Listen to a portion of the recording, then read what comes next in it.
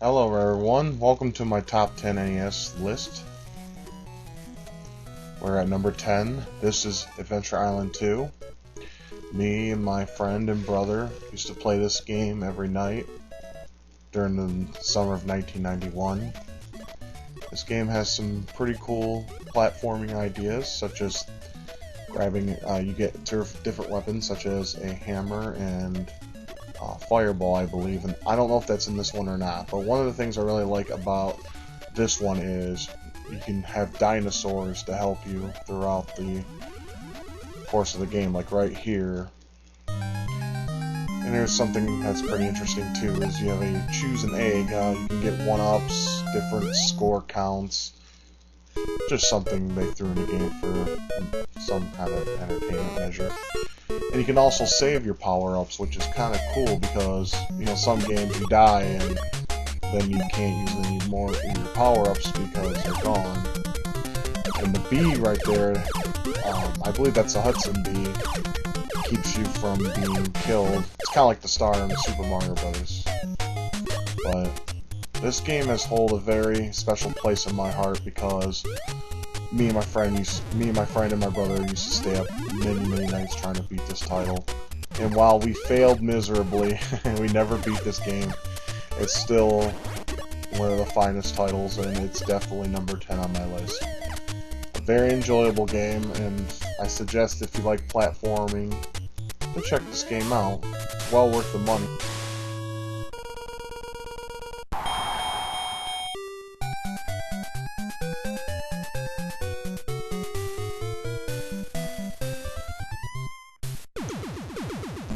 That's right, Mike Tyson's Punch-Out. Not Punch-Out where you have Mr. Dream who looks like a big queer that tries to be too much like Mike Tyson. This game was released, I believe, in 1988, or 87 or 88. I'm not quite sure because I've been too busy with life in general, so I'm not really up to date with my game. Anyways, when this game was released, it was pretty popular because it was a arcade port of a game with the same name, except you didn't have to hear body blow, left hook, right hook, body blow, which was annoying as hell. Which is also the reason why I never play the main title, because it's just not worth the annoyances and aggravations. But I used to play this game with my cousins, and I still play this game once in a while because Mike Tyson's Punch-Out just has a unmatched gameplay style. Boxing games are boring as hell, but this game took all the things about boxing that are fun and put it in one nice little package. You have memorable characters, cool ways to destroy your enemies, and it took a lot of strategy to defeat some of the enemies like Ball Bull and, like this one, King Hippo. You had to punch his stomach. And he's every time he gets knocked down, it makes that face. It's so funny. Truly one of my favorites at number 9.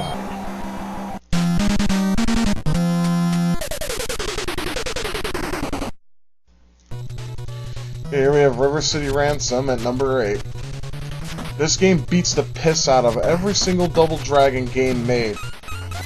The reason why that is because of the unique fighting style of the game and the facial expressions of the enemies when you beat the piss out of them. This was made by American Technos, same guys who brought you Super Dodgeball. Also, to power up in this game, you have to be a fat ass. You go in, take your hard-earned money used to beat up gangs of River City High, and basically power yourself up.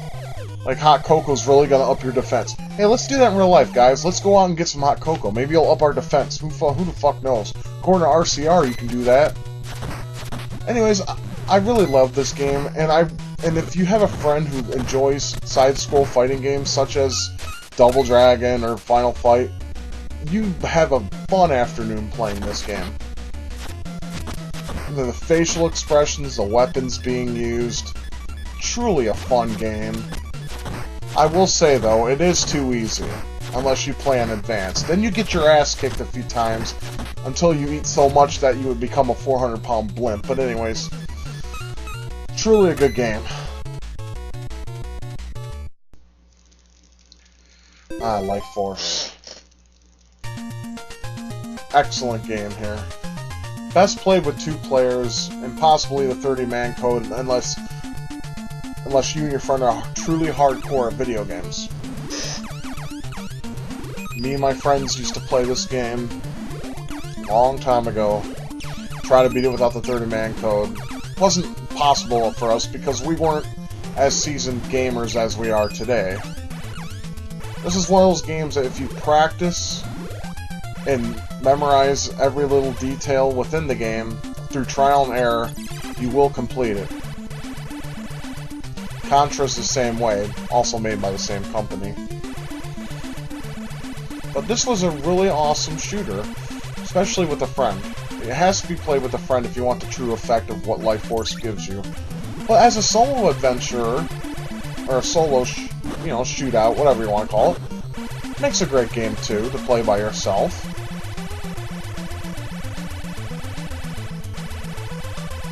I mean, I remember when I picked this game up for $5 when I was 14 and relived the good times. Unfortunately, the friends I had back then are now drug heads. They choose marijuana over our friendship, but we won't go into detail with that. Here's something I like about the boss fights. The screen fizzes out, and it's just you and the boss, nothing else on screen. It gives it an epic feel that no game today can really give you. Instead, nowadays you got some stupid camera in your fucking face when you're trying to attack the boss that you're fighting against. Anyways, here's a tip. Go up to the eye, shoot it, done. The bosses and Life Force are pathetically easy. But yeah, you should pick this up. This game is really easy to find and cheap. I got my copy for $5. You may be able to find it cheaper than that. It's also on the Nintendo Virtual Console. It's worth playing, definitely. Especially, and with a friend. Got an afternoon to kill? Spend it with Life Force.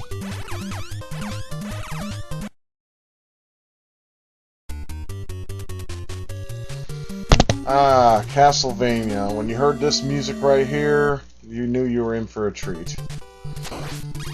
One of Konami's finest looking games, and holds true with its well-rounded gameplay. Castlevania was released here in 1987, and it holds to one of my favorite titles of all time. Very classic in gameplay, awesome classic horror, characters from movies from back in the day. Truly a remarkable, a remarkable quest. There's no finer gameplay you'll find on the NES than Castlevania, that's for sure. I mean, there's other games out there that try to mimic Castlevania, but Castlevania has gameplay of the NES era down pat. It knows what it's doing and it does it right. I recommend for any Castlevania fan. It's on the Virtual Console as well. I will say right now, I damn anyone who's not played Rygar. How can you not play Rygar? This game is the shit. Awesome gameplay.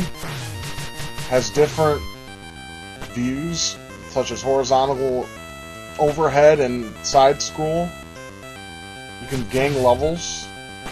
It's like a action RPG, you could say. One of the first of its kind as well. Those who have not played Rygar seriously need to either get the ROM or get the cartridge and play through it.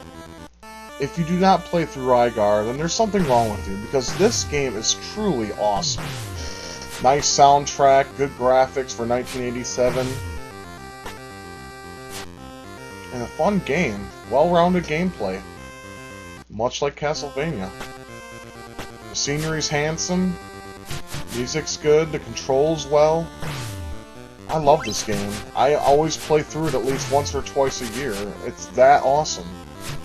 The story's a little weak, but hey, not all NES games have to have a good storyline to be played. Your Rygar, you gotta recapture the door piece that's been stolen by Rygar, and that's it. Simple gameplay, simple story, but legendary gameplay. This needs to go on the Wii's Virtual Console for us retro fans. Come on, Nintendo, I know you're hearing me. Play it today.